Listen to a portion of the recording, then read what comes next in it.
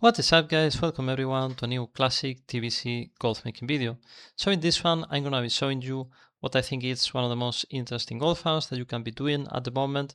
You can do this basically on any class, and when it comes to professions, I could say that if you don't have any profession, you're still gonna be able to make some decent amount of golf from this farm. But if you really wanna make golf, it's better if you have a skinning, because you wanna be able to get not hide leather. And on top of that, you can also have cooking skill, because if you have cooking, you are gonna be able to get some of these blackened basilisks cooked, and they are going for good amount of gold.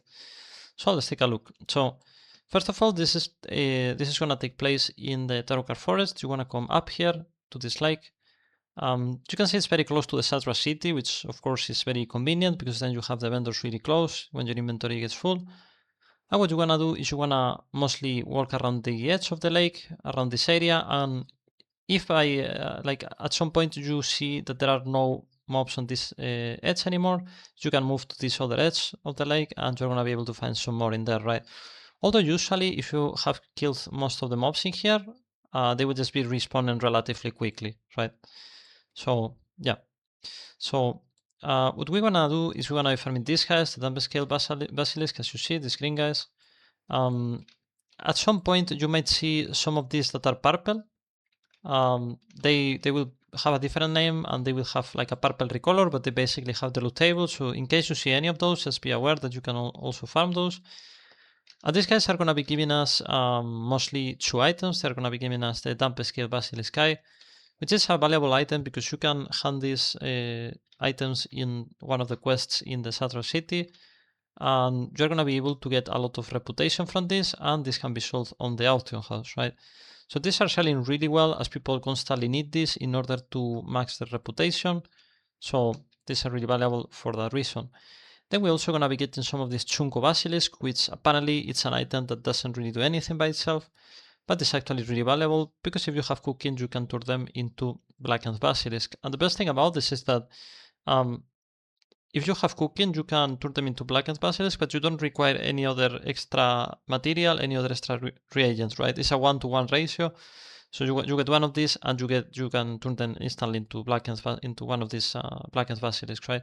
So the blackened basilisks are gonna continue to be one of the most one of the best foods in the game, because as you can see, once you eat them, it's gonna give you for about 30 minutes 23 bonus spell damage and 20 spirits, right?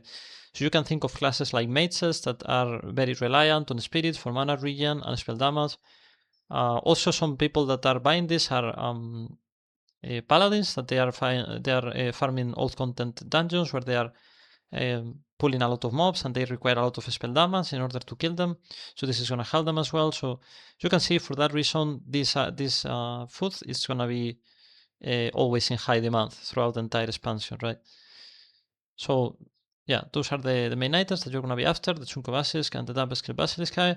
And then of course, as I was saying, if you have skinning, you can get some not hide leather, which is a plus.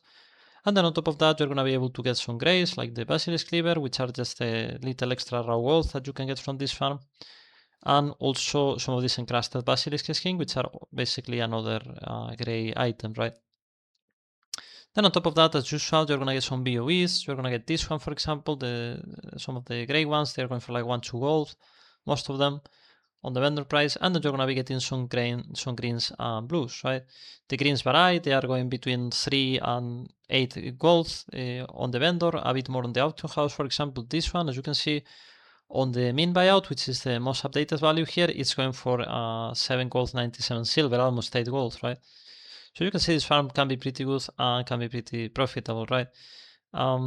Just in case you find some people questing around the area, because some people are leveling around here, try to come to this side, and you're gonna be able to not struggle so much to find some of these enemies, right?